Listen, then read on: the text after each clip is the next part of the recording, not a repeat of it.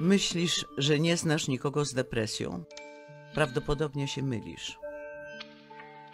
Depresja może dotknąć każdego. Każdego roku około 40 milionów ludzi w Europie cierpi na depresję. Depresja wiąże się z głębokim cierpieniem i jest ogromnym obciążeniem dla dotkniętych nią osób. Według Światowej Organizacji Zdrowia depresja jest jednym z najbardziej szkodliwych zaburzeń na świecie, dotykającym w pewnym momencie życia mniej więcej 1 na 5 kobiet i 1 na 10 mężczyzn. Szacuje się, że każdego roku w Europie około 7% ludzi doświadcza epizodu depresji. Depresja może dotknąć każdego. Na depresję cierpią mężczyźni i kobiety w każdym wieku, o różnym poziomie wykształcenia, statusie społecznym i ekonomicznym. Depresja jest prawdziwą chorobą. Gdy pojawia się depresja, wszystkie obszary życia są nią dotknięte i zagrożone. Rodzina, rodzicielstwo, małżeństwo, związki, nawiązywanie przyjaźni, praca, nauka, kariera i finanse. Depresja często powraca po pierwszym epizodzie i może stać się chorobą długotrwałą lub przewlekłą, jeśli nie zostanie zdiagnozowana i leczona.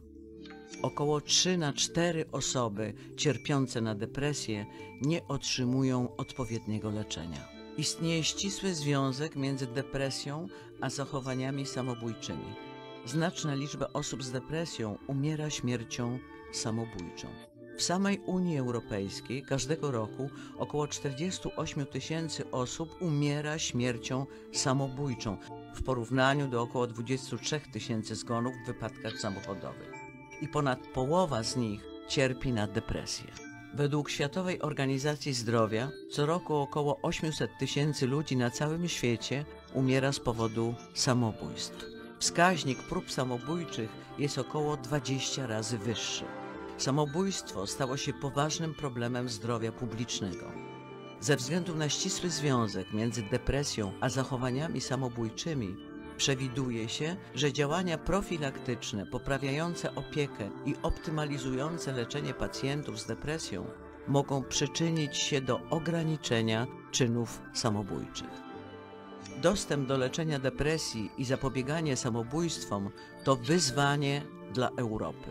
Z powodu pandemii COVID-19 czynniki ryzyka depresji i samobójstwa, takie jak ograniczona opieka psychiatryczna, izolacja społeczna, zaburzony rytm dnia i stres związany z finansami, stały się bardziej powszechne. Depresję można leczyć. Psychoterapia lub leki przeciwdepresyjne albo ich połączenie to skuteczne metody leczenia depresji. Jeśli nie czujesz się dobrze, szukanie pomocy to ważny pierwszy krok. Informacje, materiały i dane kontaktowe do miejsc, w których możesz szukać pomocy, są dostępne w wielu językach pod adresem www.ifightdepression.com. Europejski Alians Przeciw Depresji EAAD to międzynarodowa organizacja non-profit, która ma na celu zoptymalizowanie opieki nad osobami z depresją oraz zapobieganie zachowaniom samobójczym. Więcej informacji można znaleźć pod adresem www.eaad.net.